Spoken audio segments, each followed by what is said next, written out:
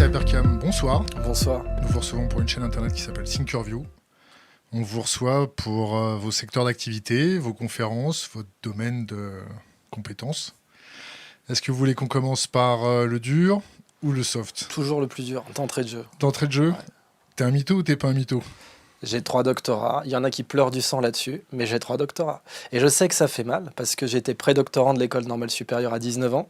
À 21 ans, j'ai été chercheur invité à Stanford. 20 ans précisément, je me rappelle, je m'étais fait jeter de boîte à l'époque. Je ne pouvais pas rentrer en club. C'est un de mes pires souvenirs. Je vais à New York avec la fille avec qui j'étais. Et je savais pas, tu sais, qu'aux États-Unis, tu pouvais pas rentrer en boîte comme ça avant 21 ans. Je me suis dit, putain, je suis visiting scholar de l'université de Stanford, ils vont me laisser rentrer. Je me suis fait lourder d'une boîte à New York. Mais tout ça, c'est vrai, et je sais que pour certains, c'est très très dur à digérer. Comment t'expliques ça? J'adore ce que je fais. Et ça, c'est un sujet, si tu veux, qui crée une dissonance cognitive essentielle. Parce qu'il y a plein de gens dans ce monde, et ça, c'est le sujet de mon travail et de mes conférences, qui pensent que si tu ne souffres pas, si tu n'es pas en train de te faire des milkshakes au Prozac tous les matins, tu ne peux pas être productif. Tu as des gens qui ont un logiciel qui tourne au fond de leur tête, qui est que la méritocratie, en fait, c'est la souffranceocratie. Et que si tu n'es vraiment pas en train d'être dépressif, de souffrir, tu ne peux pas travailler. Je te rappelle, et tu le sais mieux que moi, que l'étymologie du mot travail, c'est tripalium, l'instrument de torture. Il y a quelques papiers qui ont été écrits là-dessus, qui ont été sourcés. Est-ce que tu penses que c'est une mauvaise interprétation de ta présentation par les journalistes? Ou est-ce que tu as gonflé ton CV, ou tu l'as un peu amélioré? Dis-moi ce qui est vrai. Dis-moi simplement ce qui est vrai. On va faire du vrai journaliste. Je suis journaliste, je suis Pas éditorialiste. Oui, mais moi je suis Tu as journaliste. une carte de presse. Alors, mais avoir une carte de presse signifie absolument pas qu'on est journaliste. Ça veut simplement dire qu'on tire l'essentiel de ses revenus du journalisme. Mais dis-moi ce qui est vrai. Dis-moi simplement ce qui est vrai dans ce qu'ils ont écrit. On a une phrase qui dit je viens à vous sans mes médailles, mais uniquement avec mes succès. Sans mes titres, mais uniquement avec mes Ça, succès. je suis d'accord avec ça. Et je serais le premier à brûler tous mes titres s'il le fallait. Si tu veux, mon père m'avait dit, et beaucoup de gens, tu sais, j'ai grandi en banlieue. En France, moi j'ai grandi à Chevilly-la-Rue, aussi du côté d'Atis-Mons, tu sais, la Belle Épine, etc. Moi, c'était plutôt une banlieue chaude quand même. Hein. J'ai pas grandi dans un environnement... Moi, je suis né en 86, donc l'époque de Tchernobyl. Et j'ai vu des bagnoles qui cramaient, j'ai vu mon frangin courser des mecs qui avaient cramé des bagnoles. Et si tu veux, je venais d'un milieu où tu t'en sortais que en étant rappeur, footballeur ou dealer. La voie des 3 doctorats normal sup, dont un doctorat de l'école polytechnique, visiting scholar à Stanford, affiliate scholar 8 ans à Stanford, professeur à Centrale, chargé de cours Polytechnique, 8 ans. Polytechnique, ils ont dit que c'était pas Polytechnique. Ils n'ont rien dit du tout. Ouais. J'ai un doctorat, je suis docteur de l'école polytechnique. Tu as un canard qui a dit que j'étais enseignant-chercheur là-bas. Moi, je n'ai jamais signé ça et je ne me suis jamais revendiqué d'être enseignant-chercheur à Polytechnique. Question d'Internet. Comment a-t-il fait pour faire 3 thèses de 2013 à 2016? J'ai beaucoup travaillé. Il y a des gens qui ont du mal à voir ça, qui ont du mal à se rendre compte de ça. Mais je travaille comme un taré. Je fais à peu près des journées de 15 heures depuis 2006. On a vu récemment Arrêt sur Image faire une émission concernant le fait que ton éditeur poursuivait certains sites internet. Je sais pas s'ils les poursuivent, j'ai pas tellement suivi ça, mais ce que je sais, c'est qu'ils veulent rétablir la vérité, tu vois. Eux, ils ont bien mis mon CV à la fin du livre. 3 doctorats, prédoctorant de l'école normale supérieure à 19 ans, visiting scholar de l'université Stanford à 20 ans. Tu as des gens qui ne l'acceptent toujours pas. Bon, eux, si tu veux, mon éditeur, je pense que son vrai intérêt, ça aurait été de laisser faire, puisqu'en fait, cette polémique, elle m'a rapporté, il faut être prosaïque, beaucoup d'argent. Je veux dire, mon livre était parti pour se vendre à 30 000 exemplaires. Tu payes tes impôts? 40 000 en France, pour l'instant. Il n'est pas exclu que je les paye plus tard, ailleurs, puisque je suis expat maintenant. Mais en France, tu sais, j'ai été officier de marine en France. Hein, donc, j'ai une certaine fibre patriote. J'ai été officier de marine pendant quel grade? Sur quel bâtiment? Donc, c'était enseigne de vaisseau, de 2e classe, et j'ai été notamment sur le Mistral. Sur le Mistral? Fameux. Et aussi sur le transport de chaland de débarquement Sirocco, mais réserviste. Bon, maintenant qu'on a éclusé le problème... on peut continuer toute la soirée. Tu sais, moi j'adore ce genre de polémique parce que pour moi c'est un diagnostic. Moi je suis là pour faire des diagnostics sur la société et notamment sur cette maladie française du reste à ta place. Cette maladie française, tu sais, du liberté, égalité, fraternité. Non, reste à ta place. C'est-à-dire, quand quelqu'un émerge en France, on va toujours le ramener à sa place. On t'a déjà fait sentir tes origines? Toute ma vie. Et tu sais que cette polémique... Sous quelle manière? Mais d'abord, frontalement, ça l'arabe, ça m'est arrivé plein de fois. Je te rappelle que cette polémique a alimenté un site d'extrême droite bien connu qui s'en est régalé et qui s'appelle F de Souche, pour ne pas le citer. Donc le racisme, j'ai connu ça toute ma vie. Et je me suis battu contre lui toute ma vie. J'ai été au Scout musulman de France. On se battait notamment contre la radicalisation en banlieue, mais aussi contre le racisme. J'ai toujours été aux avant-postes du combat de la fraternité en France, mais le problème de la fraternité, c'est que ça ne se décrète pas. Ça a été au Scout par ton père ? Oui, c'est ça. Bon, on a éclusé le bordel. Si vous avez encore des questions, essayez, faites-les nous remonter par Discord. J'aimerais qu'on parle de la guerre. Parlons-en. Ton avis sur ce qui se passe en ce moment avec la Russie, avec les États-Unis, avec Trump, avec Kim Jong-un, avec ce qui se passe en Afrique, les flux migratoires, je te laisse commencer. En fait, alors là, ça fait beaucoup de choses en même temps, mais on a le temps. On est en guerre froide 2.0. C'est pas un terme que j'ai inventé, c'est un terme qui existe, je crois, depuis quasiment la Yougoslavie, la guerre froide 2.0. C'est-à-dire que tous les enjeux géopolitiques de la guerre froide sont là, avec deux blocs qui s'opposent, mais c'est plus idéologique. Avant, c'était pas idéologique non plus, pour être tout à fait honnête, c'était géopolitique. Il suffit de regarder une carte du monde centrée sur le pôle Nord pour voir qu'on a le même problème entre la Russie et l'OTAN, les États-Unis, qu'il y avait entre Rome et Carthage. Rome et Carthage se battaient pour l'hégémonie en mer Méditerranée. La Russie et l'Alliance Atlantique Nord se battent pour l'hégémonie, pour l'instant, autour du pôle Nord. Tu as la Chine, notamment, qui a lancé cette fameuse initiative des routes de la soie arctique. La Chine s'est faite reconnaître comme une puissance arctique, ce qu'elle n'est pas, mais ce qu'elle est du point de vue commercial. C'est-à-dire du point de vue géographique, elle n'a pas d'accès à l'Arctique. Mais du point de vue commercial, pour elle, ces routes-là représenteraient les nouvelles routes de la soie. Et ça, évidemment, comme tu le sais sans doute aussi mieux que moi, quasiment toutes les guerres ont été décidées pour des problèmes de routes commerciales, de flux commerciaux. Les croisades, c'était pas du tout pour aller récupérer Jérusalem au départ, c'était la route de la soie et la route des épices. La route des épices, il ne faut pas oublier qu'à l'époque, les épices te rapportaient un ratio supérieur à la cocaïne aujourd'hui. Quand tu prenais du poivre à Ceylan et que tu le ramenais en Europe, tu faisais un ratio supérieur à quelqu'un qui vend de la coke en l'achetant en Bolivie et l'amenant en France. Ces chiffres, tu les tiens d'où ? Des historiens ont sorti ça. Je vais essayer de te retrouver les références si tu veux. Mais bon, là, on est spontané, évidemment. Donc, tu as bien compris que je ne vais pas te citer Shapiro 2007 et Johnson 92. Mais tu peux retrouver les chiffres sur Google Books si tu regardes. Et le sujet donc, de ces routes commerciales, eh bien, c'est qu'aujourd'hui, on a le même. Les États-Unis contrôlent tous les détroits et tous les choke points dans le monde aujourd'hui, avec la plus grande flotte sur Terre. Et ça envisage évidemment une confrontation avec la Chine et la Russie. Et cette confrontation, elle ne sera pas de haute intensité, comme on dit, ou chaude, parce qu'il y a l'arme nucléaire, mais elle n'en demeure pas moins violente. Violente dans le sens qu'il y a toujours des conflits périphériques, ce qu'on appelle des guerres par proxy. Il y en a eu au Soudan, il y en a aujourd'hui en Syrie, qui est un verrou gazier bien connu, dans laquelle la Russie a pris part. On pourrait envisager des solutions plus pacifiques si on avait une diplomatie plus... J'ai pas peur d'utiliser le mot technologique. J'ai fait mon premier doctorat sur la géopolitique de la connaissance. Et l'idée que la connaissance permettait de transcender des conflits. C'est-à-dire qu'une opposition frontale, en particulier sur des ressources, eh bien, pouvait être transcendée par un ajout de connaissances au conflit. Et il y a eu assez d'exemples dans l'histoire de ce phénomène-là. Je pense qu'il est urgent de le faire, parce qu'au XXIe siècle, on ne pourrait pas se permettre un conflit de haute intensité. La Suède, tu suis un peu en ce moment ? Alors, un petit peu de loin. Si j'ai bien compris, ils ne sont plus tellement neutres. Ils n'ont jamais vraiment été, mais tu faisais référence à quelle nouvelle en particulier ? Le fait qu'ils réimpriment un petit bouquin pour leur population concernant la guerre avec la Russie. Ah oui, voilà, oui, c'est ça. Alors, moi je vis et je travaille en Suisse, mes investisseurs sont en Suisse, ma fondation est en Suisse. J'ai étudié pour ma première thèse le manuel de Hans von Dach, qui s'appelle Résistance totale, et qui est connu, j'aime beaucoup ce manuel parce que, en fait, c'est l'opposé de la pensée française en 40, pour être honnête. C'est le meilleur manuel de guérilla au monde, réputé à l'époque comme un des meilleurs manuels encore aujourd'hui. Tu as bien sûr les manuels de Mao et les manuels du Che Guevara, mais Hans von Dach, il a écrit un manuel sur comment résister à un occupant. Et comment résister de façon totale. C'est-à-dire qu'il écrit, par exemple, dans son manuel, un détail qui m'a toujours bouleversé.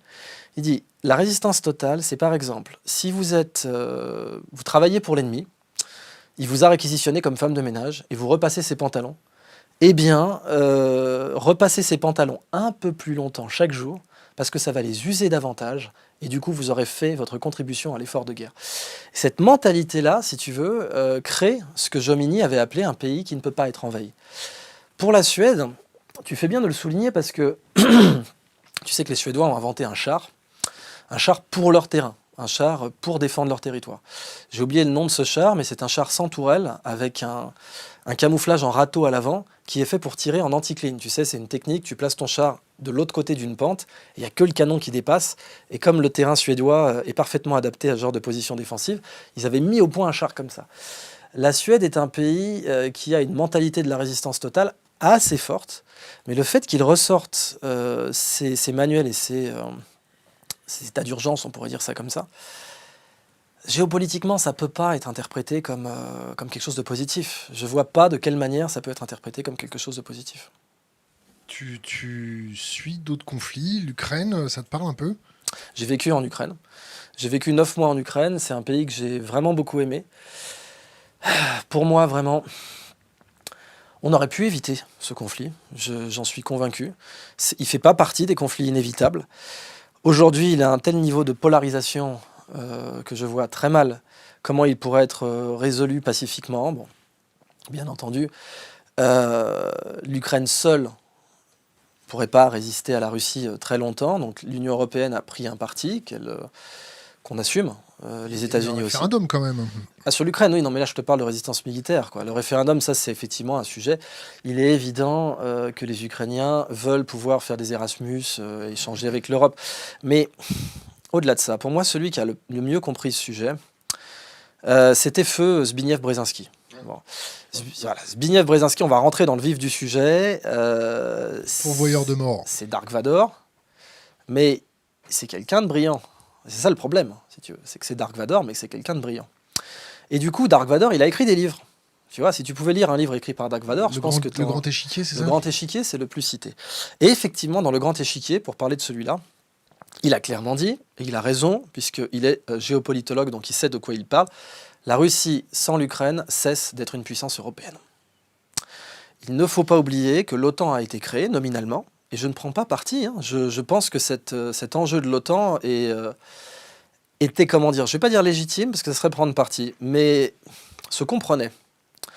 Des mots du premier général qui était le premier sasseur, tu sais, le grand Manitou de l'OTAN en Europe. L'OTAN a été créée pour, si je me souviens bien dans l'ordre, keep the Russians out, keep the Germans down, and keep America in. Donc garder les Américains en Europe, virer les Russes, et réduire la puissance de l'Allemagne, surtout après la réunification. Bon, l'OTAN a été créée bien avant, bien entendu. Mais un de ces enjeux était celui-là. Tu as entendu parler de cette fameuse épisode où Sarkozy avait rencontré Poutine, et où Poutine lui aurait mis le coup de pression de sa vie. Il est ressorti un peu bourré. Oui, alors, en fait, tu sais bien que Sarko ne boit pas. Donc, il n'était pas bourré. Choqué. Mais il était choqué. Poutine a une excellente compétence en guerre psychologique, c'est son métier. C'est-à-dire qu'il a été formé à la guerre psychologique. Et dans la guerre psychologique, on doit savoir que l'humain est une mosaïque de besoins, et que si tu réagis à ses besoins et à ses ficelles, tu peux le manipuler. Par exemple, quand Poutine a rencontré George Bush, il lui a raconté l'histoire du moment où sa datcha avait brûlé, et la seule chose qu'il avait gardée, c'était sa croix. Ça a touché Bush, mais vénère, ça a touché Bush au fond de lui-même. Et tu voyais tout le staff de Bush. Grand Dieu. Alors, ça va vachement vite là pour moi, même moi, tu vois. Je vais finir sur ça et je vais te répondre après à cette excellente question. Ce que je veux donc dire, c'est que Poutine, en guerre psychologique, il est extrêmement bon, et qu'il avait dit donc à Sarko, il savait où le frapper, c'est-à-dire sur son complexe d'infériorité. Sarko a un complexe d'infériorité majeur qui est connu. Il est talonnette. Oui, ça, à la limite, c'est le physique, mais moi, je te parle plutôt de l'abandon, tu vois. Il a été abandonné par son père, c'est quelqu'un qui a systématiquement peur d'être abandonné par sa figure tutélaire, et c'est pour ça qu'il se sent obligé de trahir, si tu veux. Ce qui s'est passé avec Pasqua, ce qui s'est passé avec Chirac, c'est un comportement psychologique bien connu. Poutine le savait, ça. Et donc, remettre à sa place quelqu'un qui a un sentiment de peur face au rejet, c'est très efficace et ça déstabilise. Mais rappelons-nous ce qu'il avait utilisé comme argument. Il avait dit, écoute, bonhomme, ton pays, il est grand comme ça. Mon pays, il est grand comme ça. Et c'est vrai que quand tu vois une carte du pôle Nord, c'est ce qui saute aux yeux. Donc il lui dit, garçon, je peux faire de toi le chef de l'Europe si je veux, ou bien je peux t'écrabouiller. Bon, ça calme, ça c'est clair. Que tu sois le président d'une puissance nucléaire ou pas, ça te calme. Et du coup, ça représente bien les rapports de force en Europe. C'est-à-dire que, rappelle-toi, Napoléon, il a envahi l'Italie, pourquoi? Parce que l'Italie était divisée. Napoléon, c'était un pays uni, qui était la Chine de l'Europe, avec la plus grosse démographie, face à une petite fédération toute foireuse de républiques et puis d'États pontificaux qui ne pouvaient pas se saquer entre eux. Tu rentres là-dedans comme dans du beurre. La terreur des ricains, certainement aussi autoréalisatrice, puisque je t'ai dit que je ne prendrais pas parti ce soir. La terreur des ricains, j'insiste, certainement autoréalisatrice, c'est que Poutine rentre dans l'Europe comme dans du beurre s'ils ne sont pas là. Et ça, c'est quasiment tous les enjeux de la géopolitique actuelle. La Libye, c'était bien ou c'était pas bien? Tu m'avais demandé pour Dieu, du coup. Ouais, non, mais on va y revenir aussi. Tu crois en Dieu? Alors voilà, du coup, on verra tu la gardes de côté? Non, t'inquiète pas, on est multitâches. Alors, tu sais qu'Einstein avait répondu à cette question, et je ne peux pas faire de meilleure réponse que lui, de toute évidence. Plus je fais de la science, plus je crois en Dieu, c'est ça? Non, moi je parle plutôt de dites-moi ce que vous appelez Dieu, je vous dirai si j'y crois. Est-ce que tu as un ami imaginaire? Quand j'étais petit, ouais. Mais maintenant, je me parle à moi-même. Comme Vincent Gigante, qui était une de mes idoles. Tu te situerais plus athée, plus déiste, non déiste? Non, moi je suis soufi. Je suis soufi et je suis sur une voie. J'ai pris le temps de faire un petit silence parce que ça veut dire quelque chose. Mais je suis sur une voie bien précise. Je m'appelle Idriss parce que mon père était fan d'Idriss Shah. Anna Absalam. Merci, tu connais un petit peu. Idriss Shah, c'était un grand maître soufi du XXe siècle qui a été attaqué toute sa vie. Toute sa vie. Le type a été le mentor de Doris Lessing, prix Nobel de littérature. Il a été le mentor de Ahmad Shah Massoud, le commandant Massoud. Le type était un maître soufi reconnu par tous les maîtres soufis, et des universitaires français ont dit qu'il n'était pas un maître soufi. Et moi, je suis sur cette voie-là. Ça, c'est mon travail, et ça, c'est ce que je fais. Donc, je ne vais certainement pas dire que je ne crois pas en Dieu. Par contre, le soufi, comme tout mystique, rejette tout ce qui réduit Dieu. Rejette tout ce qui rabaisse Dieu. Par exemple, croire que c'est un grand barbu qui lance des éclairs. Et ça, j'y crois pas. Le mot Dieu vient du grec Zeus. Le mot Dieu vient de Zeus. Et c'est pour ça que l'Occident continue. Regarde les Guignols quand ils font une marionnette de Dieu, c'est un grand barbu qui lance des éclairs. Regarde la chapelle Sixtine, c'est un grand barbu qui lance des éclairs. En anglais, c'est God. God, ça vient de Wotan, Odin. Tu sais que le W devient G, donc Wotan, Gotan, God. Wotan, Odin, c'est le dieu des éclairs. Yahvé, c'est autre chose. Yahvé, déjà, c'est une étymologie plus intéressante. Mais tu reconnais le bigot dans toute religion. Tu reconnais le bigot au fait qu'il part du principe qu'il sait qui est Dieu et qu'il sait ce qu'il veut. Tu le reconnaîtras immédiatement à ça. Pardon, regarde les croisés, Deus Vult. Le type qui arrive en disant « c'est la volonté de Dieu, je la connais, il m'a appelé hier », c'est du bigot 100% pur sucre. Et tu le détecteras comme ça. Ça, quand on est sur une voie, et tout ce qu'on appelle une voie, il faut s'en écarter comme de la peste. Qu'est-ce que tu penses de l'islam radical? Ben justement, pour moi, c'est pas de l'islam. Je vais être très honnête, ce n'est pas de l'islam. Le mot radical, d'ailleurs, n'est pas du tout bienvenu. Parce que radical, ça veut dire la racine. C'est quoi leur racine? Quelle est leur racine? Connaissent-ils l'islam du 7e siècle? Connaissent-ils un petit peu ce qui se faisait vraiment à l'époque? Pas les fantasmes de Disneyland, mais ce qui faisait vraiment. Est-ce que tu connais la 3e sourate? Alors, je ne suis pas un hafez, je ne connais pas le Coran par cœur. Mais pour moi, il faut avoir une certaine... Sourate du trône. Oui. Qu'est-ce que tu voudrais dire dessus? Non.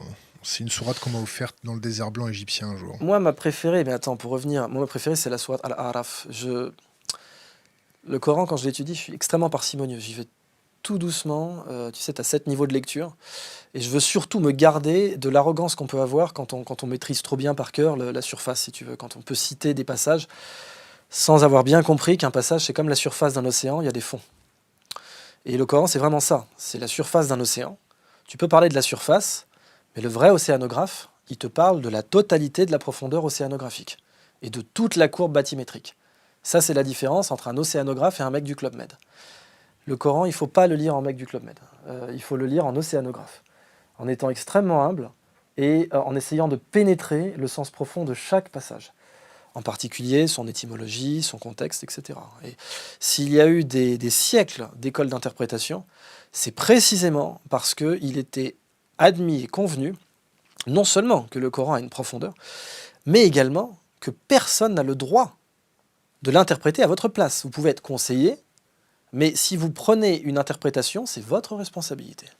Et d'ailleurs, c'était la fameuse histoire qu'on avait dite à Abou Bakr. Je vais faire un temps de silence pour les religieux qui nous regardent. Eh bien... Tu peux faire les... Non, j'ai horreur de l'ostentation sur ce point-là. Mais je respecte, cela dit, ceux qui voudraient que je fasse ce temps de silence, donc je le fais. Mais tu prends cette fameuse histoire, on avait demandé à Abou Bakr, qu'est-ce qui est prédestiné dans la vie? Et qu'est-ce qui est notre libre arbitre? Et il avait répondu, lève une jambe. Alors, le type lève une jambe, ça c'est ton libre arbitre.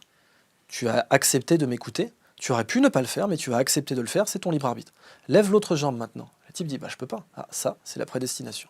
C'est pas toi qui as choisi d'avoir 2 jambes.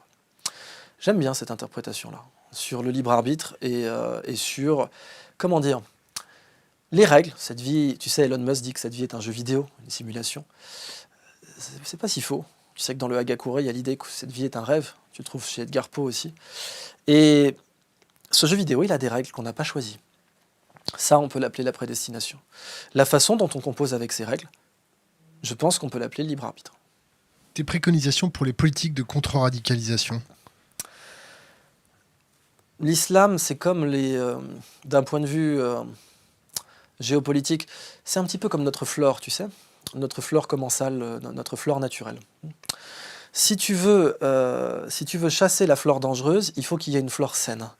Et moi, je l'ai d'autant plus connu que je suis d'origine algérienne et que j'ai vu ce qui s'est passé en Algérie. C'est-à-dire, tu prends l'époque de Boumedienne, tu prends l'époque où l'Algérie décide de se la jouer communiste, plus précisément soviétique, c'est bien précis, et de mettre l'Algérie au congélateur, de fermer les zaouïas, de persécuter les maîtres soufis locaux. Tu fais ça, dès que le congélateur tombe en panne, tu as une guerre civile. Et c'est ce qui s'est passé. La guerre civile n'est pas apparue en 91 en Algérie pour rien.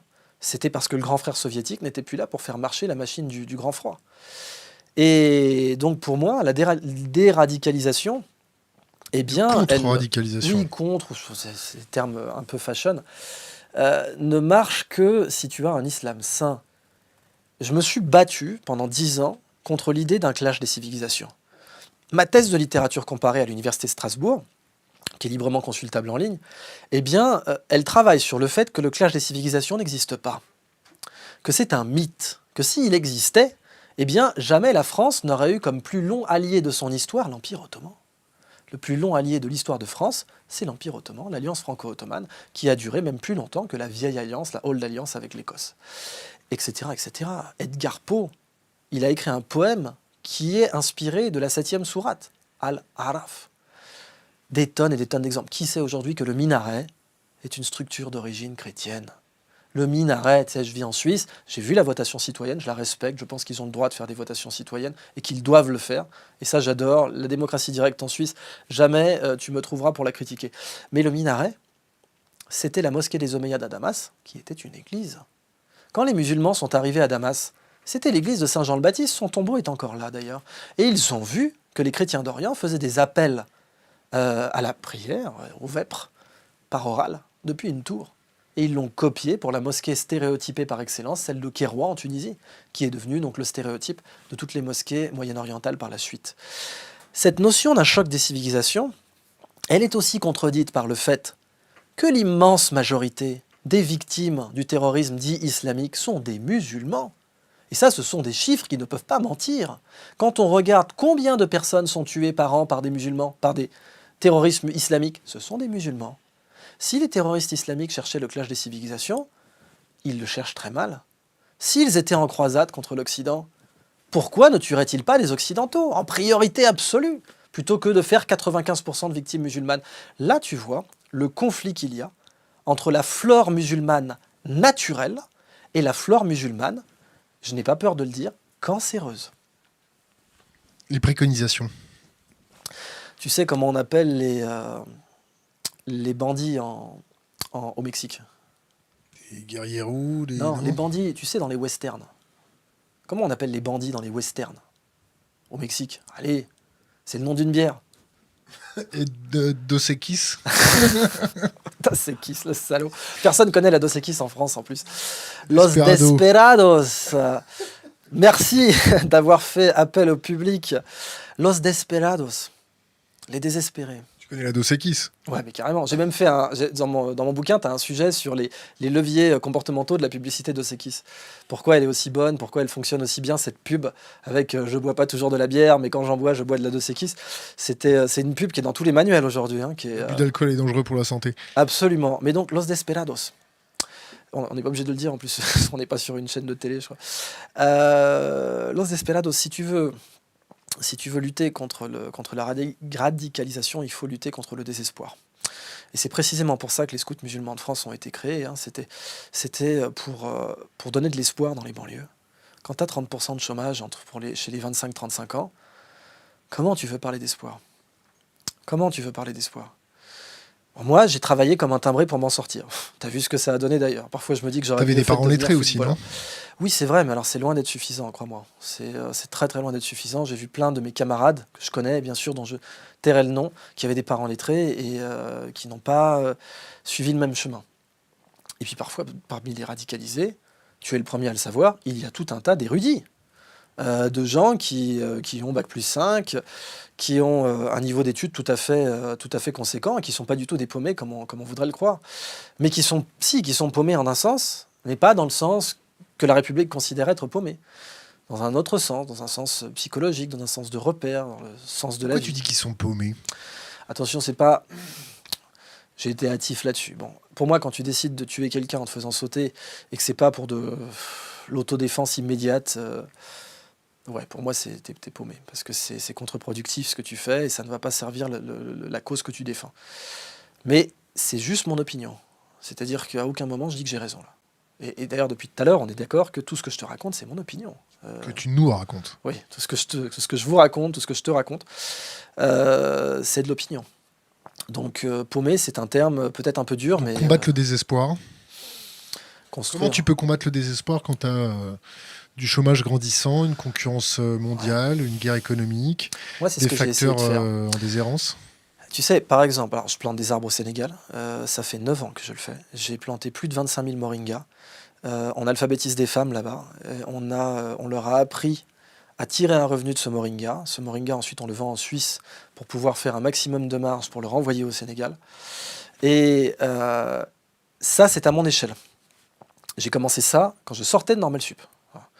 Donc, c'était en 2009. Ouais. J'avais pris l'argent que j'avais gagné avec ma première prestation de conseil. Tu fais quoi Normal Sup, rappelle-moi? Alors j'ai fait biologie, je suis entré en biologie, je vais être très honnête, Normal Sup, j'ai détesté. Pour moi, c'est un mouroir intellectuel. C'est un... non, mais il faut se dire les choses, hein. C'est pas compliqué. Si ça marchait, les gens l'auraient copié à l'étranger. Tu sais, quand personne ne t'a copié, t'as deux solutions. Ou bien tu te dis, bon, on a chié dans la bons avocats. Voilà, ou bien tu te dis, on a déconné. Ou bien tu te dis, ah non, c'est l'exception culturelle française. C'est pour ça qu'on m'aime, ou qu'on me déteste. Comme dirait Talleyrand, on dit de moi ou trop de bien ou trop de mal, je jouis des honneurs de l'exagération. D'autres préconisations? Alors, moi c'est surtout sur l'écologie que j'interviens pour le côté optimisme. Tu sais, je suis de la génération, j'ai vu Une vérité qui dérange d'Al Gore. J'ai trouvé que c'était un film très intéressant, il y a quelques inexactitudes, mais qui n'en commet pas. Et en fait, ça c'est l'écologie plutôt punitive. C'est-à-dire, vous ne pourrez pas dire que vous ne savez pas pour les problèmes. Al Gore, son métier, ça a été de faire ça. Alors, on repart sur la contre-radicalisation. Ah pardon, bah, tu veux... Non mais on viendra sur l'écologie juste après. Alors, mes préconisations, c'est de donner beaucoup plus d'audience à l'islam naturel. Tu trouves qu'il y a de l'islamophobie en France? Alors, islamophobie en France, en général, oui, il peut y en avoir. Il y en a qui se sont réclamés islamophobes, donc oui, il peut y en avoir. En tout cas, moi, j'en ai vécu, mais c'est un épouvantail de voir ça, si tu veux. Se concentrer là-dessus, c'est contre-productif parce que ça crée un cycle de dette contre dette. Genre, vous avez mal parlé de ma religion, alors je vais vous engueuler, puis du coup, regardez, c'est tous des putains de fanatiques, ils nous engueulent sur les réseaux, ça marche pas. Moi, je m'intéresse à ce qui marche. Et simplement se contenter de faire une spirale de on dénonce l'islamophobie d'un côté, et puis avec véhémence, parce qu'on est énervé, je comprends, quand on attaque ta religion, c'est forcément énervant. Donc, du coup, tu tombes dans le travers de la véhémence, et la véhémence, c'est exactement ce qu'un islamophobe attend de toi. Donc, du coup, tu es à la place où on t'attend, et ça, c'est contre-productif. Donc, il faut rappeler les faits historiques. Les faits sont têtus. Mais oui. Rappelons, alors tu sais que bon, les faits, c'est pas tellement un mot que j'aime parce que comme disait Nietzsche et puis Richard Francis Burton, il y a surtout des perspectives, mais des choses de base. Tu sais qu'on a retrouvé dans une tombe viking une bague avec marqué « Au nom de Dieu, le clément, le miséricordieux ». Parce que les vikings faisaient du commerce avec Bagdad au IXe siècle et qu'il y a des vikings qui se sont convertis à l'islam. Bon. Donc ce choc des civilisations, c'est juste faux. Dire où qu'on regarde dans l'histoire, on va pas me dire que les Vikings étaient plus tolérants que le français moyen ou que le danois d'aujourd'hui. Ça, j'y croirais pas. Que le Viking ait été plus tolérant religieusement, non. Que Charlemagne et Haroun al-Rachid ont eu des échanges commerciaux. Et que Haroun al-Rachid a offert un éléphant blanc à Charlemagne qui s'appelait Abou Labas et qui est encore aujourd'hui enterré à Aix-la-Chapelle. Et que, dit-on, l'expression du travail d'arabe viendrait du fait, positif donc, que Haroun al-Rachid avait offert un clepsydre, une horloge à eau, à Charlemagne, et que cette horloge s'étant détraquée, personne à la cour, je ne sais pas si on pouvait dire cour à l'époque, ne pouvait la réparer, et que Charlemagne aurait dit, laissez, c'est du travail d'arabe. Parce que travail d'arabe à l'époque signifiait hautement mathématique. Puisque l'algèbre, al-jabar, c'est un mot arabe, puisque le X dans les équations, ça vient des Arabes. Les Arabes utilisaient une lettre qu'ils prononçaient re pour noter l'inconnu dans une équation. Et cette lettre qu'ils ont prononcée re, les Espagnols l'ont latinisée avec un X qu'ils prononçaient eux-mêmes re, Mexico, en Andalousie donc. Algorithme, c'est un mot arabe. C'était la latinisation du mathématicien Al-Khwarizmi. Donc, pour moi, c'est pas ce... Préconisation. C'est pas ce combat de marionnettes. Bah, tu vois, la préconisation, elle est là. Rappeler. En fait, je peux pas faire mieux que, comment il s'appelait, Martin Luther King. Il a dit, l'obscurité ne peut pas chasser l'obscurité. Il n'y a que la lumière qui le peut. Donc... Est-ce que tu trouves que la communauté musulmane, celle qui n'est pas radicalisée... Tu sais, l'erreur, c'est de croire qu'il y a une communauté musulmane en France, si tu veux. Tu as des musulmans. Est-ce qu'ils font de la contre-radicalisation au sein ? À mon avis, oui. À mon avis, oui. Dans mon expérience, oui. Le problème, c'est que, comme disaient les Indiens, un arbre qui tombe fait beaucoup plus de bruit qu'une forêt qui pousse. Et t'avais entendu parler des scouts musulmans de France, toi ? Oui. Tu t'étais renseigné sur moi ou tu le savais avant ? Je connais bien les scouts. Mais musulmans de France, tu savais qu'ils avaient été présidents du scoutisme français, de tout le scoutisme français ? Ça, non. Ouais. Et pourtant, c'est avec des moyens dérisoires. En face, t'avais des moyens, du golf. C'est quoi le salut des scouts musulmans ? C'est le standard. Hein, D'accord. C'est le... Qu'est-ce que ça veut dire, ça ? Tu peux le faire, oui, c'est la louve qui protège ses louveteaux. C'est le plus fort qui protège le plus faible. Ouais, exactement. Ouais, donc, d'une façon générale, normalement, c'est la louve qui protège ses louveteaux si tu le fais comme ça, avec 2 doigts. Donc la louve et ses louveteaux, mais effectivement, c'est le fort qui protège le faible. C'est tout à fait correct. Ce qui est la base du scoutisme. Et le scoutisme, quand tu regardes le symbole, c'est un peu le renouveau de la chevalerie. Tu sais, les chevaliers, ils avaient le tortil. C'était un foulard qu'on enroulait puis qu'on se mettait autour de la tête. Bah, les scouts, ils le mettent autour du cou. Et c'est Baden-Powell qui l'avait fait parce que ça évoquait un peu la chevalerie et les vertus chevaleresques. Et le scout, j'aime beaucoup la notion de scout parce que scout, ça veut dire qui éclaire. L'éclaireur. Pour moi, tu me demandais des préconisations concrètes. Il faut éclairer. Si on se remet dans un cycle de haine, de dette, de qui a payé quoi, qui doit quoi à qui, on n'ira nulle part. Est-ce que tu penses qu'il faut arrêter les politiques étrangères où on s'amuse à balancer des bombes sur tout le monde ? Pour moi, alors... Non, moi, je crois que BHL, c'est un bon ministre des Affaires étrangères. BHL, il n'a jamais été ministre, que je sache. Non, c'est une boutade ironique. Oui, Usul en a mieux parlé que moi. Je ne suis pas d'accord avec tout ce qu'il dit, mais c'est quelqu'un que je respecte énormément et j'espère qu'il sera ici un jour d'ailleurs. Ça ne m'empêche pas de respecter tout aussi bien Asselineau. Hein. J'ai été très ravi que vous l'interviewez ici. Mais, Papy, Trivial Poursuite. Ouais, mais non, mais j'ai vu les vôtres. Hein. J'ai vu les vôtres et j'ai trouvé que c'était bien foutu. Étienne Chouard, vous l'avez interviewé, bravo. C'est quelqu'un que j'ai découvert par Usul, justement. Et pour moi, Étienne Chouard est un grand monsieur. Donc, bon, sur la partie BHL, oui, avoir une politique étrangère indépendante, ça serait mieux. Mais d'une façon générale, c'est juste que ça ne marche pas. Je veux dire, bombarder la Libye, ça n'a pas marché. On peut tourner ça dans tous les sens qu'on veut. Ça n'a pas marché. Aujourd'hui, la Libye est une Somalie divisée en 3 zones, avec un tribalisme, une destruction des sites archéologiques, une catastrophe totale. Soit on tire les leçons de cette catastrophe, et comme dirait l'autre, on pend les coupables, soit, oui, on continue à déconner. Mais c'est clair que ça ne sert pas les intérêts des Français. Parce que tu te retrouves avec plus de desperados quand tu fais ça. Question d'Internet. Alors, je la découvre avec toi. Jacques Attali, tu étais souvent en accord avec ses propos pour pas dire durant tout le débat. N'as-tu pas décelé un double langage ? L'as-tu senti sincère dans ses propos ? C'est une très bonne question. Tu bosses en ce moment avec lui, je crois. Non, alors j'ai bossé, j'ai fait une conf avec lui une fois. T'es pas dans un groupe de travail avec lui ? Ah non. D'accord. Pourquoi t'as vu un truc comme ça ? J'avais donné des conseils sur la méthode dite devenir soi. Mais, ça, tout à fait. Et en fait, là, l'internaute, donc il faut préciser le contexte, parle d'une conf bien précise sur Radio France, si je ne me gourre pas, sur le sucre. On ne parlait pas géopolitique, ça donne déjà une réponse à notre ami internaute. On parlait sucre, on parlait alimentation, nutrition, et là, je n'ai pas décelé à un moment un propos faux de Jacques Attali. Cela dit, moi, c'est quelqu'un qu'on m'avait vendu comme étant un monstre. Hein. Je veux dire, dans la banlieue, on te le présente parfois comme ça. Je te rappelle qu'il est rentré dans l'art d'un certain polémiste islamophobe très connu, que je ne citerai pas. Bah écoute, je ne le citerai pas. Donc ça commence par un T ? Non, ça commence par un F. Et j'irai pas plus loin. Et je m'y attendais pas. Quelque chose que j'ai découvert, que je mets dans mon livre. Il y a ce physicien Fritz Zwicky qui avait une insulte préférée, c'était connard sphérique. Connard sphérique, ça veut dire sous n'importe quel angle, t'es un connard.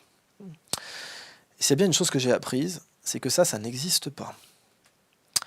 Même le pire des connards, ce qui n'est pas le cas, j'ai aucun problème à le dire sur Internet et que ça reste gravé dans le marbre de Jacques Attali, mais même un gars odieux, il existe un angle où tu pourrais parler avec lui. Le problème, c'est que dans les... On l'a pas encore trouvé. Hein. Non, mais parce qu'en fait, dans les médias, tu présentes toujours le même angle, je te rappelle. Hein, tu es un masque. C'est à titre personnel. Hein. Ah non, j'ai trouvé des gens qui étaient particulièrement malhonnêtes ou manquants de chevalerie avec qui j'ai pu discuter. Parce que, si tu veux, tu as le problème du fait qu'on présente un masque. Puis, dans la vie professionnelle aussi, tu es ton métier. Quand tu demandes à quelqu'un, quand tu lui demandes qu'est-ce que tu fais dans la vie, tu prends quand même la base que tu le définis par son occupation. Ce qui est dangereux, parce que ça réduit l'homme. Un homme est bien plus que son occupation.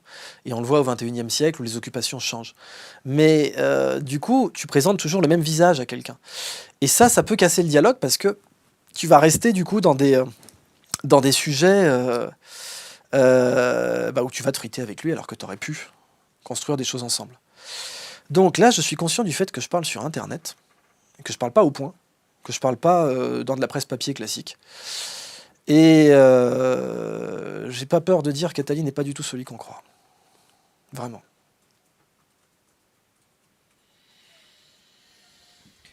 La Libye, on l'avait éclusé. On va revenir sur Jacques. La Libye... La Syrie, maintenant. Si tu veux, non mais attends, revenons sur Jacques maintenant. Il y a un sujet... Il a toujours des peignoirs avec ses initiales. Ça, je savais. J'ai pas vécu chez lui, je savais pas ce genre de truc. Non, mais c'est que la dernière fois qu'on l'a croisé, c'était mon mentor qui l'avait fait venir au Fouquet's pour que je me fasse l'écrou sur... Fouquet's, mec, les gars, t'as pas honte. Non, j'ai pas honte. C'est leur problème. Hein. Ouais. Pour qu'on puisse se faire les incisives sur son gras. Et il s'est levé, il a dit « Je ne suis pas venu ici pour me faire insulter en public ». Et mon mentor lui a dit « Tu peux t'asseoir ». Tu te rassis, il s'est rassied. On discutait autour des révolutions arabes, sa perspective au niveau des réseaux sociaux. Ça, je la connais pas, celle-là, je t'avoue, cette perspective-là. Mais je sais que, par exemple, on n'était pas d'accord sur un truc. C'est qu'il avait dit « Il est issu de la tradition juive que la nature est fondamentalement mauvaise », c'est le mot qu'il avait utilisé, et qu'il appartient à l'homme de la modifier. Je crois qu'il avait utilisé un autre mot que modifier, genre améliorer. Et ça, bon, tu connais mes conférences, tu sais que c'est l'opposé de ma vue. Tu sais que c'est, quand je parle de biomimétisme, je dis la nature est plus maligne que nous, plus intelligente. Mais ce qui est très intéressant, c'est qu'il est d'accord avec ça aussi. Moi, je viens d'une tradition où on apprend par les paires d'opposés. Et c'est ce qu'avait dit Rumi. Je t'enseigne, et là c'est Dieu qui parle, c'est le maître de Rumi qui interprète un hadith, qui dit « Je t'enseigne par les opposés de sorte à ce que tu aies deux ailes pour voler ». Et c'est le principe de la dialectique en Occident. Il est vrai que moi, je continue à croire que la nature est plus brillante que nous. Je pense que c'est objectif. Tu veux parler du biomimétisme ? Oui, ou de la bio-inspiration. Je continue à croire, mais objectivement, c'est-à-dire même sans invoquer les mouvements actuels, biomimétisme, bio-inspiration. Donc bio-inspiration, c'est la science. Biomimétisme, c'est le mouvement global qui inclut l'architecture, qui inclut les beaux-arts, etc. Objectivement, on ne sait pas refaire la nature. Donc oui, à partir de là, elle est plus brillante que nous, parce qu'on ne sait pas la copier. Attends, avant que tu passes sur le biomimétisme, je voudrais qu'on ouvre on continue la parenthèse géopolitique. La Syrie, qu'est-ce qu'on fait en Syrie ? Là, il n'y a plus... là, si tu veux, c'est... Qu'est-ce qu'on fait ? Qu'est-ce que tu entends par « on » ? Les Français... Le Quai d'Orsay. Est-ce que le Quai d'Orsay n'est pas un peu schizophrènique ? Parce que moi, je ne bosse pas au Quai d'Orsay, donc je ne me sens pas dans le « on » que tu T'es français ? Oui, mais malheureusement, on ne peut pas dire que le Quai d'Orsay appartienne totalement aux Français. Qu'est-ce que tu sous-entends avec ça? Je ne crois pas qu'il y ait eu... Tu sais que normalement, quand une guerre est déclarée, dans le temps, à une certaine époque que les moins de 60 ans ne peuvent pas connaître, on convoque le Parlement et on sollicite le peuple. À ma connaissance, ça n'a pas été le cas pour la Syrie. Et je ne crois pas que si on faisait un sondage, voire même un vote, un référendum, pour savoir si la France doit s'impliquer dans cette guerre de façon diplomatique ou sur le terrain, je ne crois pas, je n'ai pas souvenir que les Français se soient prononcés. Donc ce « on » ne me concernait pas. Maintenant, en Syrie, il faut quand même reconnaître que les partis baasistes, qui sont tous pro-soviétiques naturellement, sont du coup des ennemis désignés de notre politique étrangère par conséquent. De la même façon pour Saddam Hussein. La guerre en Irak était une faramineuse connerie. Tu es bien conscient du fait que j'utilise pas un langage diplomatique. Faramineuse connerie, j'aurais employé des mots un peu plus... Quoi, plus grave, soft ou grave. Plus grave? Voilà. Alors, non, si tu veux dire grave, t'aurais dit crime. T'aurais dit il y a eu des innocents qui ont été... J'aurais dit génocide. Génocide, c'est quand tu cibles selon un groupe ethnique. Là, en l'occurrence, bon, on va pas faire de la sémantique quand il y a eu plusieurs millions de morts et de déplacés, mais en tout cas, c'est un crime. Bon. Qui a payé pour ce crime? Les Irakiens. Voilà, mais ils l'ont pas commis, ils en ont été les victimes. Les commanditaires, ont-ils payé? Non. Je pense que la Syrie a été un échec diplomatique de grande ampleur, de très grande ampleur, dont nous allons avoir, là je parle en tant que Français, beaucoup de mal à nous remettre. Et qu'il est possible de nous en remettre, cela dit, parce que... Il faut qu'on tende la main aux Russes. Comment? Parce que la question, c'est comment. C'est simple de tendre la main aux Russes, merde. Non, mais en Syrie, comment? Tu sais, tu peux te friter avec un pays en lui tendant la main de l'autre. Tu regardes les Russes avec la Turquie. D'un côté, les Turcs venaient de leur abattre un pilote. Et puis de l'autre, ils étaient en train d'essayer de concilier sur la mer Noire. Donc, tu penserais à quoi en particulier? Le coup d'État contre Erdogan, ça les a vachement rapprochés, non? Bah voilà, c'est tout à fait vrai. À se demander même si... ils l'ont vu venir, en tout cas. Et je crois même qu'ils l'ont informé, si mes sources sont exactes. Mais... donc à quoi tu pensais? Parce que j'ai pas tellement potassé le dossier syrien. Mais qu'est-ce que t'aurais pensé à quoi pour la main tendue? Ici, c'est moi qui pose des questions. Non, mais je sais bien. Mais ça ne m'empêche pas de te considérer comme beaucoup plus qu'un simple interrogateur et comme quelqu'un qui a une position. D'ailleurs, tu as pris position sur Internet, sur le financement et sur les liens diplomatiques entre la France et le Golfe. Et cette position a été très respectée sur le web, ou très controversée selon les sources. Mais tu as respecté tout court. Hein. J'en suis persuadé. Mais donc, tu as des idées. Et quand tu pensais à main tendue, je pense que tu y as réfléchi plus que moi. Donc je serais ravi. Après, tu décides si tu es prêt à me donner ton opinion ou pas. Parce que c'est vrai que toi aussi, c'est au débeauté. Et je veux pas du tout je suis pas là pour t'acculer une réponse. On n'est pas là pour donner notre opinion. Mais ça, je le respecte. Ouais. Un jour. Mais si tu veux qu'on ait un débat, c'est genre socratique. Écoute, un jour, tu feras mon interview. Ah, j'en serais très honoré. Ok, bon, on passe à une autre question. Les flux migratoires, qu'est-ce qu'on en fait maintenant? Donc là, pareil, tu assumes en Europe, en France, etc. Les flux migratoires, on va dire tout le bordel qu'on a foutu. Déjà, les flux migratoires économiques, et ensuite les flux migratoires de guerre. Tu vois, tu voulais pas donner ton opinion, mais tu commences en disant tout le bordel qu'on a foutu, tu vois. Et donc là, d'entrée de jeu, tu donnes une opinion, et tu sais bien que c'est une opinion que je partage. C'est fait à dessein. Hein, c'est fait à dessein, bah, tu sais bien, en plus là tu me primes, quoi, tu vois, c'est une opinion que je partage. Comme disent les Américains, when the shit hits the fan, quoi, quand la merde va toucher le ventilateur. Et là aujourd'hui, oui, on a un nombre de déplacés très grand. Et moi je t'avoue que je sais pas. Il faudrait que j'ai un dossier. Moi, j'ai travaillé dans ce qu'on appelle les PMA, les pays les moins avancés. Et je sais qu'il n'y a pas, c'est ce mème qui circule sur Internet, comment voulez-vous régler le problème migratoire? Ne commencez pas une guerre dans leur pays, ne commencez pas une guerre dans leur pays, ne commencez pas une guerre dans leur pays. Bon. Il se trouve que c'est ce qu'on a fait. Aussi bien en Irak qu'en Libye et ailleurs. Une fois que c'est fait, j'ai pas du tout le niveau de compétence là, tout de suite, pour te dire ce que je pense qu'il faudrait faire. Est-ce qu'on ouvre les frontières? Est-ce qu'on leur tend la main vraiment? Est-ce qu'on arrête de les faire crever dans des camps de réfugiés qui ne sont même pas aux normes pour la plus grande décence de l'humanité? Ce modèle-là, le camp de réfugiés, la jungle, comme on dit, il n'y a rien de digne là-dedans. Et là où il n'y a rien de digne, il ne peut rien y avoir de bon. Donc ça, déjà, ça donne une décision, si tu veux. Il y a quelqu'un que j'admire beaucoup, c'est le premier grand président du Club de Rome. Et il a donc Bertrand Schneider. Et Bertrand Schneider, à mon avis, saurait répondre à cette question-là, parce qu'il a connu et il a dû gérer l'époque où tu avais des réfugiés allemands qui venaient en France, l'après-guerre. Et qui venaient, tu sais, ils étaient à une demi-boîte de cornets de bif par famille, quoi, et par jour. Et il a résolu ce problème. À l'époque, c'est parti d'une commission, je ne sais plus laquelle, qui s'occupait de ça.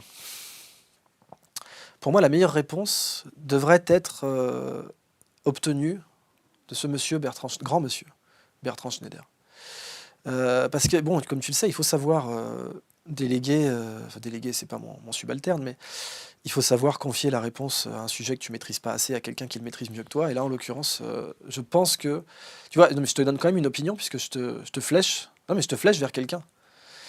Je te flèche vers quelqu'un. Tu nous flèches. Oui, je vous flèche, pardon. Ouais. Bon, on n'aura pas assez de temps pour faire la géopolitique, on va passer à un autre sujet. On en a fait pas mal, là, déjà. Ouais, on a fait 5% de ce qu'on voulait faire. Alors, mec, je te rappelle que c'est 1h15 ton format ou Ouais, non, des fois on peut faire 3 heures, mais le problème c'est qu'on a des rappeurs qui viennent après. Eh ouais, il y a des rappeurs que je vous ai un petit peu enfoncé comme ça. Ouais, t'inquiète, on leur a fait un peu peur, hein. Tu sais qu'ils ont failli pas venir. Hein. Ah, au départ, tu sais que j'aurais adoré qu'on le fasse ensemble, hein, t'étais pas content de ça. Mais j'ai vu que vous aviez fait, des interviews multiples, il y avait plusieurs canapés. Et ça, je savais pas que Thinkerview faisait ça. Si, des fois on fait 4, 5, 4. Bon, on passe à un autre sujet. Ouais. Première question d'Internet, comment mettre en place concrètement sa fameuse économie de la connaissance? Ouais. La bonne nouvelle, c'est qu'il n'y a pas besoin de la mettre en place. Elle est déjà là. L'économie de la connaissance, beaucoup de gens pensent que, tu sais, c'est une mode. C'est c'est une préconisation. En fait, c'est pas une préconisation, c'est une observation. C'est-à-dire que l'économie de la connaissance, c'est déjà la plus ancienne. L'être humain échangeait des savoirs bien avant d'échanger des matières premières.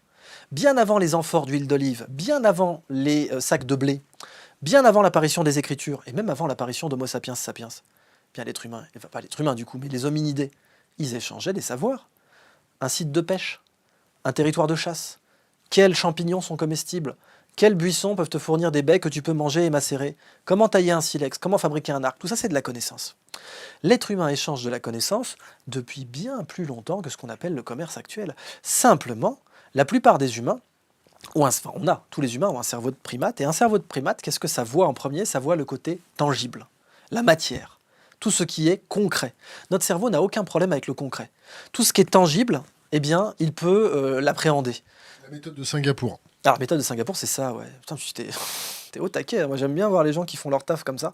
C'est pas de taf. Oui, c'est mieux alors. C'est qu'en plus, tu fais ça par plaisir, exactement. Putain, si j'étais pas si loin, je te checkerais, mec. Mais... Prenez ces empreintes digitales, là, tout de suite. Ça y est, je l'ai eu. En fait... D'ailleurs, tu sais qu'il faut faire gaffe. Hein. Il paraît qu'il faut même plus faire le signe V, tu sais, devant une caméra. Ouais, non, mais ça, c'est rien. On discutera. C'est rien, on en parlera après. Mais oui, méthode de Singapour consiste à rendre les maths plus concrets pour que le cerveau les appréhende plus facilement. Et c'est vrai que l'économie de la connaissance, elle a l'air... elle est abstraite, parce que la connaissance, c'est abstrait. Et en général, ce qui est abstrait, on n'y pense pas. Mais la connaissance, elle est partout. Et aujourd'hui, quand tu regardes les points de la sacro-sainte croissance, d'ailleurs, je vais revenir sur la notion de croissance, eh bien, mais c'est de l'immatériel qui, aujourd'hui, il n'existe pas de transaction économique sans qu'il y ait quelque part de l'immatériel qui soit impliqué. Ça n'existe pas. Tu ne peux pas vendre quelque chose, et c'est connu en économie, c'est un principe que, normalement, en économie, l'acheteur doit mieux connaître son produit que le vendeur. Sinon, il se fait baiser. Et si tu veux gagner une transaction, un acheteur prospère doit toujours mieux connaître son produit que son vendeur. Donc déjà, de base, un vendeur prospère doit toujours mieux connaître le produit que l'acheteur, pardonnez-moi. Quand tu dis économie de la connaissance, t'as pas un problème de vocabulaire? Alors pourquoi tu verrais ça comme un problème de vocabulaire? Économie, marché... Non, économie, tu sais d'où ça vient? Je t'écoute. Voilà, ça y est, puis le moment où j'en profite pour me rafraîchir. Alors, estime-toi heureux, t'as de l'eau. et oui, ça aurait pu être pire. Alors, en fait, le mot économie vient des physiocrates, donc des penseurs français, qui s'intéressaient, tu sais, bassement à la façon dont quasiment les abbayes génèrent du cash. Tu sais, les abbayes, dans l'Ancien Régime, c'était des machines à cash. Et d'ailleurs, Guillaume le Conquérant, il a assis son autorité économique sur les abbayes. Et la première chose qu'il a faite quand il est allé en Angleterre, c'est de faire le recensement de tous les biens de type abbatiaux et para-abbatiaux avec le Domesday Book. Bon. Et à l'époque, donc, tu as des philosophes en France au XVIIIe siècle, notamment avec Quesnay, qui veulent faire un économa. Donc on mesure ce qui vient de la terre, et ce qui crée du pognon. Je te parle de choses transformées, hein, la chartreuse, la bière d'abbaye, le papier. De la calorie. Oui, alors, de la calorie ou pas, parce que ça peut être du papier. La vraie question, c'est... Tu préconises la transmission des savoirs, parce que ça multiplie en fait ton patrimoine, si j'ai bien résumé. Tout à fait. Ton patrimoine, tu l'as bien fait à partir de calories que tu as consommées. Alors non, là tu vois la dimension matérielle du truc. Si moi je lis un livre, que je suis obligé de manger par exemple le petit gâteau ou des choses comme ça pour pouvoir donner à manger à mon cerveau. Mais attends, parlons justement de ce sujet fascinant qui est économie matérielle, économie immatérielle. Il ne faut pas opposer les deux. Simplement, l'économie matérielle est dans une impasse aujourd'hui parce qu'elle est idiote. Elle est idiote. Que le marc de café, qu'on n'utilise que 1% de la biomasse quand on se fait un café, c'est idiot. Quelle est la définition de l'idiotie? Un manque de connaissances. Moi, tu sais, j'aime beaucoup Pierre Rabhi. J'espère que tu l'auras ici d'ailleurs un jour. Et rien n'est parfait chez aucun des penseurs. Je veux dire, petite parenthèse importante, tu peux détecter quelqu'un qui n'est pas mûr intellectuellement à ce qu'il te dira « Ne mangez pas de cette pomme, j'ai entendu dire qu'il y avait des pépins dedans. » Donc arrêtez de faire des tartes tatin, il y a des pépins dans les pommes. Dans le débat intellectuel, c'est souvent ça. Oh, tu sais, mais machin, il a dit des trucs. Prends ce qu'il y a à manger dedans, c'est pas la même chose pour tout le monde, cuisine-le bien, raffine-le. Si on s'était arrêté au goût naturel des fèves de cacao, on n'aurait jamais eu le chocolat. Tu parles de Jacques Attali, là, non? Non, je parle de n'importe qui, en fait. Je peux te parler de Laurent Alexandre, je peux te parler de Cédric Villani, je peux te parler de n'importe quel penseur. Tu as vu ces interviews, là? Bien sûr. Et je peux te parler de n'importe quel penseur. Dans n'importe quel penseur, tu as des choses, tu as de la peau à enlever, tu as des pépins à enlever, et puis tu as de la chair que tu peux manger, ou crue, ou cuisinée. Et donc, c'est pareil pour Gunther Pauli, c'est pareil pour tous les grands penseurs de notre époque. Et donc, si tu veux, dans l'économie de la connaissance, c'est pareil. Dans Pierre Rabhi, pour en venir à ça, il parle de décroissance. Il parle de sobriété heureuse, il parle de décroissance. Là, automatiquement, tu vas te dire, attends, c'est pas possible, Idriss, il est en contradiction avec ça. Parce que il te parle, il dit, attends, pourrait-on avoir une croissance infinie? La connaissance est infinie. Comment démontre-t-on que la connaissance est infinie? C'est très simple. Toute démonstration constitue une connaissance. Or, on sait depuis les années 20 que la collection des démonstrations mathématiques est infinie. On sait depuis Brouwer et Gödel qu'il existe un nombre, une diversité infinie, c'est une collection. On ne parle pas d'ensemble, parce que c'est beaucoup trop grand pour être un ensemble, qu'il existe une collection infinie de démonstrations, de propositions qui sont vraies et démontrables. Et ça démontre que la connaissance est infinie. J'ai vu qu'un mathématicien amateur avait dit que la connaissance ne pouvait pas être infinie. Bon, malheureusement, cet argument n'est pas valable. La connaissance est bien entendu infinie. Eh bien, je dis, pourrait-on avoir une croissance infinie si elle était basée sur la connaissance? On sait que la croissance infinie, c'est pas possible, matériellement. Je sais plus qui c'est qui a dit. Quelques économistes. Voilà, il y a que. Non, oui, mais qui c'est qui a dit ça? C'est celui qui pense que la croissance infinie est possible et soit fou, soit un économiste. Mais là, on parle de croissance matérielle. Et il est véritable, il est authentique, on ne peut pas avoir une croissance infinie. D'abord, alors si on veut être totalement rigoureux scientifiquement, on va dire bon. Première loi de la thermodynamique, la quantité d'énergie dans l'univers est fixe et la masse représente de l'énergie. Donc la quantité de masse dans l'univers est fixe, donc tout ce qui est massif est fini, et donc il ne peut pas y avoir de choses matérielles, tangibles, massives et infinies, donc il ne peut pas y avoir de croissance matérielle infinie. C'est vrai, bon, on n'a même pas besoin d'invoquer l'univers, on peut parler de la planète Terre, elle est finie.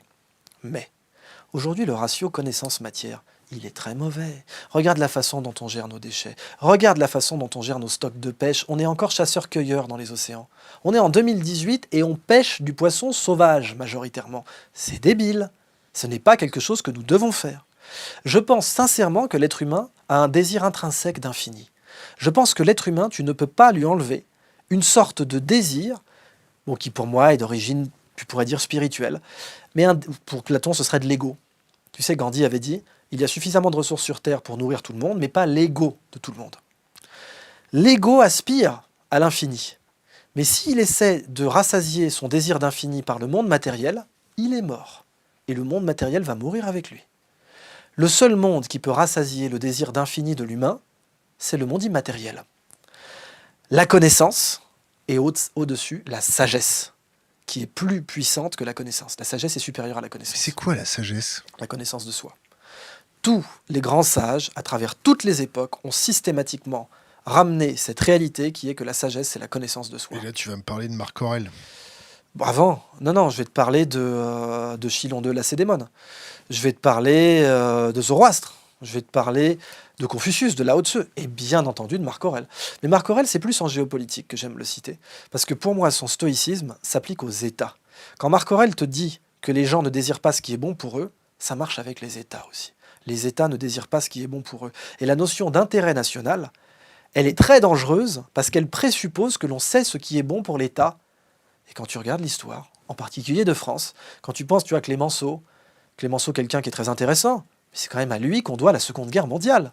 S'il n'avait pas imposé le diktat de Versailles, s'il n'avait pas été aussi hardcore avec les Allemands, on n'aurait pas eu la Seconde Guerre mondiale. Donc, les États ne savent pas ce qui est bon pour eux. C'est plutôt pour ça que je cite Marc Aurèle. Et pour en venir à cette opposition entre croissance matérielle et croissance immatérielle, quand par exemple Pierre Rabhi parle de sobriété heureuse, eh bien pour moi, qu'est-ce qu'il fait? C'est qu'il nous propose en fait une croissance bien meilleure, qui est la croissance immatérielle. L'humain ne peut pas croître matériellement indéfiniment, on le sait. Bon, ça tombe bien démographiquement.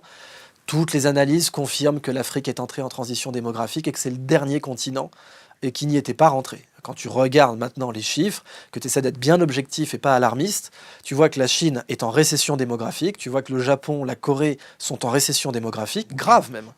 Ils sont à 1,1 enfants par femme, c'est catastrophique. C'est pour ça, continue. Ouais. Il ne nous reste pas beaucoup de temps. Pardon. Donc non, c'est et donc, ce que je voulais dire sur cette notion de croissance matérielle, croissance immatérielle, c'est que l'être humain a un désir intrinsèque d'infinité. Ce désir d'infinité est pathologique s'il essaye d'être assouvi par le monde tangible, par le monde matériel. Le seul monde qui est à même, et qui est destiné, si tu le veux, à assouvir notre désir d'infinité, c'est le monde immatériel. Et ça, c'est la connaissance et la sagesse. Et donc, quand Pierre Rabhi parle de décroissance et de sobriété heureuse, on oublie de mentionner, avec une analyse un peu plus profonde de son discours, qu'en fait, ça nous propose également une croissance qui est celle de l'âme, si tu veux, de l'âme au sens de Platon, c'est-à-dire de la connaissance et de la sagesse. Où est-ce que tu places l'intelligence artificielle dans tout ça? Alors l'IA, c'est très intéressant, parce que effectivement, il y a le sujet du revenu universel que je défends, que je ne défendrai jamais aussi bien que Gaspard Koenig, qui pour moi était... J'espère qu'il sera là aussi d'ailleurs. Tiens, je fais un peu de pub, parce que Gaspard, il est vraiment très très bon. Est-ce que tu penses, comme Laurent Alexandre, que le revenu universel, c'est une idée d'extrême droite? Alors, le revenu universel, tu sais qu'effectivement, tu peux l'interpréter comme de droite ou de gauche. Revenons à l'intelligence artificielle. Il y a deux écoles sur le... Ah oui, pardon, tu veux qu'on parle de l'IA ou du revenu? Allez, vas-y, go. Sur le revenu universel, il y a deux écoles. Il y a l'école de ce blogueur assez brillant et assez tranchant qui vous soutient d'ailleurs, c'est H-Table, H16. Et qui dit, et qui a raison, un gouvernement qui peut tout te donner, il peut aussi tout te prendre. Et donc, à partir du moment où c'est l'État qui te donne un revenu universel, tu deviens l'obligé de l'État. Alors que c'est censé être le contraire en démocratie. Donc, pour moi, H16, il a raison de ce point de vue-là. Ma vision du revenu universel, ça serait de dire, ma vision idéale, mais c'est là aussi qu'on ne s'entendrait pas, par exemple, avec Jacques Attali, mais malgré le respect que je peux avoir sur d'autres opinions, mais pour lui, l'inflation, c'est un impôt sur les pauvres. Et je pense que le revenu universel devrait être la création monétaire qui part du peuple. C'est-à-dire que pour moi, en fait, le meilleur impôt, c'est la planche à billets. C'est-à-dire, tu prélèves plus rien, tu dis, mon gouvernement, mes services publics, je les finance avec ma monnaie. Donc avec de l'inflation. Oui, mais de toute façon, de l'inflation, t'en as toujours. Je te rappelle que l'inflation est bien moins pire que la déflation. En général... Tu sais comment c'est l'inflation, tu sais pas quand voilà, exactement. Okay. Et la stagflation. Et la stagflation, c'est le pire, c'est le Japon, quoi. Donc, la déflation... Non, le Japon, c'est de la déflation. La stagflation, c'est les États-Unis dans les années 70 ou je sais plus quand. Mais, pour moi, donc, le revenu universel idéal, ça sera ça. Ça serait de dire qu'en fait, la création monétaire part du peuple. T'imagines un monde où, en fait, ton salaire vient du fait que c'est toi qui représente la création monétaire. Et donc, la création monétaire part de l'humain. Bon, c'est complètement utopique ce que je raconte, mais c'est utopique parce que toutes les banques centrales sont privées maintenant. Bon, voilà, c'est pour ça que c'est utopique, mais ridicule, dangereux, évident. Pour en venir à l'IA, il y a un scénariste hollywoodien que j'ai cité dans une tribune que j'ai faite dans Le Point, qui est consultant pour James Cameron, tu sais, pour la franchise Terminator. Il m'a donné la plus belle métaphore que j'ai eue sur l'IA. Il m'a dit, l'IA, c'est comme l'eau. L'eau, c'est fait pour avoir des comportements émergents. Ça a des comportements émergents. C'est pour ça que l'eau est le fluide du vivant connu, parce qu'elle a des comportements émergents. Alors, dans le vivant, non, mais tu as la neige, tu as les tsunamis. Bon. Et les comportements émergents de l'eau, ça inclut des catastrophes. La vraie IA, effectivement, les algorithmes évolutionnaires... La singularité ? Alors, la singularité, c'est si elle devient plus intelligente que nous. Ce qui est loin d'être le cas. Aujourd'hui, les androrithmes sont plus puissants que les algorithmes. Sinon, Waze ne se serait pas vendu 976 millions à Google. Waze prédit la circulation en utilisant l'intelligence humaine collective. Et en ce faisant, ils sont meilleurs que Google Maps. Or, Google est une entreprise d'IA, c'est ce qu'il déclare en tout cas. Donc, il ne faut pas oublier que les androrithmes sont plus puissants que les algorithmes depuis l'aube des temps, avant même que les algorithmes n'existent. On est très impressionné par le fait qu'un robot de Boston Dynamics peut faire un salto. On est très impressionné par le fait que Lee Sedol a été battu par AlphaGo. Mais le jeu de Go n'est absolument pas l'apex de l'intelligence humaine. L'IA aujourd'hui... C'est StarCraft 2, précisément. StarCraft 2. C'est quoi ton pseudo dessus? Non, mais non, après, t'as des mecs qui vont venir me challenger et tout. Non, je rentrerai pas dans ce jeu-là. En plus, je dose de moins en moins. J'ai regardé mon level, là, je suis vraiment devenu mauvais. Passe le bonjour à Wito. On n'est pas du tout de la même branche, là, garçon, là. Mais, oui, sur l'IA, elle nous interroge sur notre propre intelligence et elle nous ramène à notre propre intelligence. Parce que quand l'IA peut nous prendre un métier, c'est souvent que c'était un métier du type Les Temps modernes de Charlie Chaplin, avec les clés de 12 et puis tu es en train de visser des boulons toute la journée. Donc, il est assez essentiel de s'interroger sur l'intelligence humaine, sur ce qu'elle est vraiment et sur où est l'avantage compétitif de l'humain. Il ne faut pas oublier que l'IA ne sait pas survivre dans la nature. Le test d'intelligence le plus fondamental, le plus non négociable, si tu veux, c'est la survie. C'est aussi simple que ça. En biologie, le vrai test d'intelligence, c'est la capacité à résister à l'éradication. L'IA ne passe absolument pas ce test. Et donc, penser une seule seconde que l'intelligence humaine se mesure au jeu de Go, c'est se fourvoyer complètement, et l'IA nous ramène à cette réalité. Ça ne signifie pas qu'elle ne pose pas plein de dangers. Je te rappelle que Poutine a dit « celui qui dominera l'IA dominera le monde ». Il a dit ça, il a tout à fait raison, malgré le fait qu'il ne soit pas spécialiste de l'IA, parce qu'il sait que Napoléon avait dit « la puissance d'une armée, c'est sa masse multipliée par sa vitesse », enfin, la quantité de mouvement, pour être précis en physique. Et donc, une intelligence artificielle, c'est la nouvelle arme automatique de demain. Tu vois, un fusil, il est évident qu'un fusil qui se recharge à la bouche fait moins de dégâts qu'un fusil automatique qui te dégaine 900 coups par minute. Il en va de même pour l'IA. L'IA, elle peut faire beaucoup plus qu'un coup, elle peut faire une décision. Et sur un champ de bataille, une décision, c'est beaucoup plus dangereux qu'un coup de feu. Et l'IA peut prendre 1 milliard de décisions par seconde. Et là se trouve le danger. Donc par exemple, je cautionne Elon Musk quand il dit il faut une convention de Genève des armes autonomes. Ça, je suis tout à fait d'accord. Et je pense qu'il faut éveiller les internautes à ce sujet. Ayons une convention de Genève des armes autonomes et surtout des moratoires sur la présence d'armes autonomes dans la sphère civile. T'as pas l'impression qu'il y a des mégalomanes aux manettes de temps en temps? Si, mais il y en a toujours aux manettes. Des mégalomanes, si tu veux, l'ego humain est un peu ce qui fait tourner le monde. Et d'ailleurs, c'est les limites. Est-ce que t'as pas l'impression que ceux qui entraînent les intelligences artificielles sont un peu mégalos? Un peu non. Beaucoup. Il existe dans le transhumanisme une résurgence pleine et entière de l'eugénisme. C'est un fait.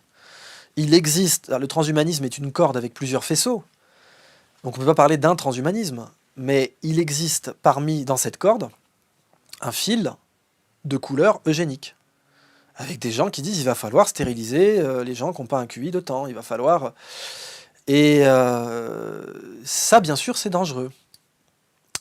Mais j'oublie pas non plus, et là c'est un derviche qui te parle, que très souvent... Tu tournes? Tous les derviches ne sont pas tourneurs. Que très souvent, quelque chose de négatif peut engendrer un bien. Tu sais, il ne faut pas oublier que les Russes avaient parlé du lysenkoïsme, parce que pour les Soviétiques, la génétique était une science bourgeoise. Mais tu sais pourquoi? C'est parce qu'à l'époque, la totalité des financements qui allaient à la génétique venaient de sociétés eugéniques. Et que la Fondation Rockefeller, entre autres, mais d'autres, Henry Ford, avait financé des recherches en génétique. Et c'était mal. Mais ça a donné un grand bien. Qui a donné un grand mal par la suite. Oui. Qui peut redonner un grand bien demain. C'est ce que disait un maître bouddhiste, je ne sais plus lequel, les fleurs à pistil noir ont des pétales blancs et les fleurs à pistil blanc ont des pétales noirs.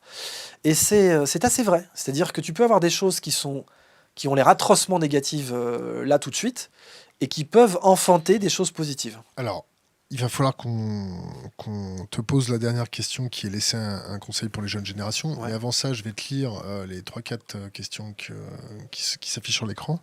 Parce qu'il faut qu'on respecte notre parole. Parce qu'on voit les logos, là, je suis désolé. Non, on s'en fout.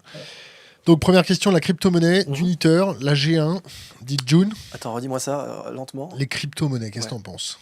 Okay. Alors, sur le plan technologique, attends. pardon, faut faire tout à la fois? Non, tu choisis celle que tu veux parce qu'on va plus avoir le temps. Ah, ok. Comment la technologie peut résoudre les problèmes énergétiques alors que cette dernière fait partie du problème? Low-tech, point d'interrogation. Comment décentraliser le transfert de connaissances? Que pense-t-il de la baisse du QI des Français? Alors la baisse du QI des Français, c'est une légende. Hein. C'est statistiquement parlant, c'est pas du tout rigoureux les statistiques qui ont décrété ça. Et dans mon bouquin, j'en parle. Il y a notamment le test qui avait été utilisé, c'était un temps de réaction, tu sais. Et parce que pour avoir des statistiques sur la baisse des QI, il faut avoir 100 ans de stats, 150 ans de stats. Donc tu es obligé d'utiliser un test qui date d'il y a 150 ans et qui a un temps de réaction. Et ce test, pour l'avoir pratiqué moi-même quand j'étais à Cambridge et quand j'étais assistant dans ce laboratoire de psychoacoustique à Cambridge, je l'ai pratiqué et j'ai vu qu'en fait ce test, tu es moins bon quand tu te poses des questions. C'est-à-dire quand tu penses à autre chose. Et penser à autre chose, ça ne veut pas dire avoir un mauvais QI. Donc ça, c'est pour répondre à cette question-là. Sur les cryptos, elles sont une bouffée d'oxygène sur le plan technologique actuel. Elles font se poser plein de questions sur qu'est-ce qu'une monnaie. Bon, je rappelle pour nos internautes qu'un bitcoin ou une crypto, c'est uniquement un billet de banque dont on a gardé que le numéro de série. Pour simplifier, et c'est même pas une simplification, qui triche, quoi. Une crypto, c'est un billet de banque dont on a gardé que le numéro de série et dont on a un algorithme qui permet de faire en sorte qu'on puisse pas le dépenser 2 fois. C'est juste ça, une crypto-monnaie. Et ça, c'est génial, en soi, de réduire le billet de banque à son numéro de série et de faire en sorte qu'on ait un algo qui garantisse qu'il ne puisse pas être falsifié. Et ça nous amène plein de choses. Tu regardes les travaux de Bernard Lietaer, dont j'espère aussi qu'il sera à ma place très bientôt. Bernard Lietaer, que tu trouves dans le documentaire Demain, il te parle des écosystèmes monétaires, et les cryptos peuvent amener ça. Comme d'habitude, on voit que le côté négatif sur les cryptos aujourd'hui. On voit les arnaques de certaines ICO, on voit le blanchiment d'argent avec Bitcoin. Mais moi, justement, et c'est là que tu vois le yin et le yang, les fleurs au pistil noir ou les fleurs au pistil blanc, derrière la controverse des cryptos, il y a une libération économique majeure dont les acteurs économiques n'ont pas encore pris conscience. Et tu le vois avec l'inénarrable commissionnement d'un gars de la Banque de France pour parler des cryptos en France. Gaspard Koenig en a mieux parlé que moi pour dire que c'était aussi ridicule que d'avoir un ancien du Minitel pour parler d'Internet. Note que ça a été fait en 95. Eh bien, les cryptos, pour moi, sont davantage une libération, mais elles ne nous dispensent pas d'esprit critique. Et donc, en termes d'investissement, il faut faire très attention. Je vous renvoie au fait qu'à partir du moment où Nabila s'est mis à vendre du Bitcoin, il fallait surtout pas en acheter. La G1, la June, tu connais? Ça te parle? Cette monnaie qui inclut le revenu universel. Ah oui, c'est ça, c'est une nouvelle crypto. Je ne l'ai pas suivie celle-là, donc je ne vais pas pouvoir en parler des masses. Mais il y avait une autre question sur l'énergie, je crois bien. Il ne faut quand même pas oublier que le problème... Alors, si on se place du point de vue de Tesla, pas de l'entreprise, de l'homme, le problème énergétique n'est qu'un problème de connaissance. Pour Nikola Tesla, c'était ça. Nikola Tesla, il a été très clair là-dessus. Bon, après, qu'on soit d'accord avec lui ou pas, c'est un autre sujet. Mais pour Nikola Tesla, le problème énergétique était un problème de connaissance. D'un point de vue, aujourd'hui, le problème du gaspillage énergétique, aussi bien du solaire que de l'hydrolien, que des éclairs. Mec, si on avait comment on appelle ça, des gigacondensateurs, je sais plus, il en parle, Musk, tu peux avoir un demi-gigawatt qui tombe sur certains éclairs, en un coup. On les garde pas. Il y a plein de sources énergétiques que nous n'exploitons pas. Et si nous ne les exploitons pas, c'est parce que nous manquons de connaissances. Ou doit y en avoir plein encore dans les coffres. Il y a ça aussi, effectivement, qui est une possibilité, sur laquelle, comme tu le sais, je me garderai bien de me prononcer. Dernière question d'Internet. Comment la technologie peut résoudre le problème énergétique? Celle-là, on l'a déjà posée. Alors que cette dernière fait partie du problème. Oui, là, il l'avait dit. Ouais. Okay. Un conseil pour les jeunes générations? D'impérissable, une bouteille à la mer Richard Francis Burton, n'attendez d'applaudissements que de vous-même. Vous n'êtes libre que, d'ailleurs c'est ce que dit Burton précisément, il vit le plus noble et il meurt le plus noble, celui qui fait et qui suit ses propres lois. Et cette capacité à avoir son législateur intérieur, et à s'y suivre, à s'y fixer, à ne pas vivre dans les idées des autres, ce qu'avait dit Steve Jobs à ce fameux discours de Stanford. Ce qui est vrai, c'est-à-dire que quand vous vivez dans quand vous vivez dans un dogme, vous vivez dans la pensée de quelqu'un d'autre.